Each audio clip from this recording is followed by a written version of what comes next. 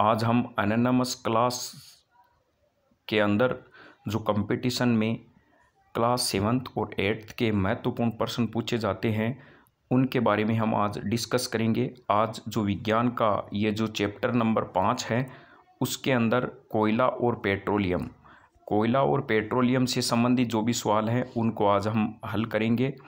तो सबसे पहले यदि हम देखें तो सीएनजी और एलपीजी का ईंधन के रूप में उपयोग करने से क्या लाभ होता है। तो देखो, सबसे पहला प्रश्न यहाँ पर यह है कि सीएनजी का पूरा क्या नाम है।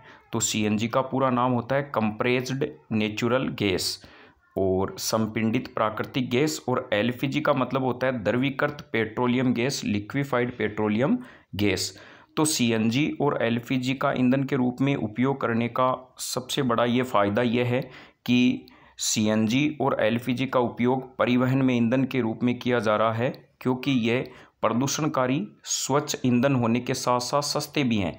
यानी जब सीएनजी जब जलता है तो किसी भी प्रकार का कोई प्रदूषणकारी अवशेष नहीं छोड़ता और पूरी तरह से जलता है, यानी स्वच्छ ईंधन के रूप में जलता है। और सीएनजी और एलपीजी का अधिक लाभ यह है कि इनको घरों और कारखानों में सीधा जलाया जा सकता है, जहां इसके आपूर्ति पाइपों के माध्यम से होती है। तो यहाँ जो प्रश्न था सीएनजी और एलपीजी का ईंधन के रूप में उपयोग करने से क्या लाभ है, एक तो ये क्या है कि ये दोनों ही यदि हम देखें तो प्रदूषणकारी हैं और स्वच्छ ईंधन के रूप में काम में आते हैं और घरों में इसकी सप्लाई आसानी से हो जाती है। यदि बेस्ट माना जाए वाहनों के रूप में तो सीएनजी एलपीजी से बेस्ट है। पेट्रोलियम का कौन सा उत्पाद सड़क निर्माण के हेतु उपयोग में लाया जा सकता है। ये बहुत ही महत्वपूर्ण एनोनिमस की दृष्टि से प्रश्न है। तो इसमें हम कहें कि पेट्रोलियम का कौन सा उत्पाद सड़क निर्माण में हेतु काम में लाया जाता है, तो हम यहाँ पर कहें कि आजकल पक्की सड़कों के निर्माण में कोलतार के स्थान पर एक पेट्रोलियम उत्पाद बिटुमिन का प्रयोग किया जाता है। यानी बिटुमिन कोयले का एक रूप है। 4 प्रकार के कोयले होते हैं, एंथ्रासाइड, लिग्नाइट, बिटुमिन और पीट, जिसमें से कोयले का एक रूप बिटुमिन है, उसका उपयोग सड़क निर्माण में होता है। फिर नेक्स्ट प्रश्न है कि वर्णन कीजिए मृत वनस्पति से कोयला किस प्रकार बनता है, ये प्रक्रम क्या कहलाता है। तो यहाँ पर स्पष्ट शब्दों में है कि यदि हमें कोयले से क्या बनाना है, कि मृत वनस्पति से कोयला बनाना है, तो कोयले का निर्माण क्या होता है, धीमे प्रक्रम द्वारा 3 चीज़ें आपको याद रखनी है। नंबर 1 उच्च दाब चाहिए, प्लस नंबर 2 उच्च ताप चाहिए, उच्च ताप, और तीसरी यदि हम बात करें वायु की अनुपस्थिति। ये 3 फैक्ट क्या करते हैं, तो क्या होता है कि मृत वनस्पति है वो कोयले में परिवर्तित हो जाता है, और मृत वनस्पति से कोयले बनाने की प्रक्रिया कार्बनीकरण कहलाती है। लगभग 300 मिलियन वर्ष पूर्व जलीय क्षेत्रों में घने बाढ़ जैसे प्राकृतिक प्रक्रमों के कारण मृदा के अंदर दब गए थे। इनके ऊपर अधिक मृदा दब जाने के कारण ये क्या हो गए, संपीड़ित हो गए। तो यहाँ से एनोनिमस का एक प्रश्न आता है कि जैसे जैसे ये गहराई में जाते हैं तो इनका दाब बढ़ गया, उच्च दाब हो गया, और उच्च ताप व पृथ्वी के भीतर मृत पेड़ पौधे धीरे धीरे कोयले में परिवर्तित हो गए। ये प्रक्रम कार्बनीकरण कहलाता है। तो ये कई बार एनोनिमस में प्रश्न आ चुका है कि आप मृत वनस्पति से कोयला बनाने के लिए कौन सा कथन असत्य है। तो 3 कथन हैं, एक तो उच्च तापमान चाहिए, उच्च दाब चाहिए और वायु की अनुपस्थिति चाहिए। और मृत वनस्पति से कोयला बनाने की प्रक्रिया क्या कहलाती है, कार्बनीकरण कहलाती है। नेक्स्ट प्रश्न के अंदर आते हैं, तो रिक्त स्थान की पूर्ति कीजिए, यह भी महत्वपूर्ण है। जीवाश्म ईंधन है, तो हम कहें कोयला और पेट्रोलियम जीवाश्म ईंधन है। जीवाश्म ईंधन होता है, क्या होता है कि ऐसे ईंधन जिसका निर्माण जीवों के अवशेष से होता है। जीव प्लस अवशेष, यानी वो ईंधन जिसका निर्माण किससे होगा, जीवों के अवशेष से। फिर है पेट्रोलियम के विभिन्न संगठनों को पृथक करने का प्रक्रम कहलाता है। देखिए यहाँ एक शब्द आया है पेट्रोलियम, ये भी एनोनिमस में प्रश्न हो सकता है। पेट्रोलियम का शाब्दिक अर्थ क्या है। पेट्रो का मतलब होता है चट्टान और ओलियम का मतलब होता है तेल। ये चट्टानों के नीचे जो तेल पाया जाता है उसे पेट्रोलियम कहते हैं। पेट्रोलियम के अंदर यदि हम देखें तो इसके अंदर पेट्रोल है, केरोसिन है, डीजल है, पैराफिन, मोम है, कोलतार है, ये सभी इसके अंदर पाए जाते हैं। इनको घटक को पृथक करने का प्रक्रम है प्रभाजी आसवन विधि। तो ये भी बहुत ही महत्वपूर्ण प्रश्न है कि पेट्रोलियम में से विभिन्न घटक को अलग करने के लिए कौन सा प्रक्रम काम में आता है, प्रभाजी आसवन विधि काम में आता है। तो नेक्स्ट प्रश्न प्यारे विद्यार्थियों चलते हैं कि कौन सा कथन सत्य है और असत्य है। जीवाश्म ईंधन प्रयोगशाला में बनाए जा सकते हैं? बिल्कुल नहीं बनाए जा सकते, क्योंकि ये तो जीवों के अवशेष से प्राप्त होते हैं। तो ये कथन कौन सा हो गया आपका? असत्य कथन एक है, ये कथन है जो है असत्य है। पेट्रोलियम की अपेक्षा सीएनजी अधिक प्रदूषक ईंधन है? बिल्कुल गलत है, क्योंकि सीएनजी तो अच्छी ईंधन मानी जाती है। तो यहाँ पर एक है प्रदूषक ईंधन है, प्रदूषक ईंधन पेट्रोलियम ज़्यादा है सीएनजी की अपेक्षा।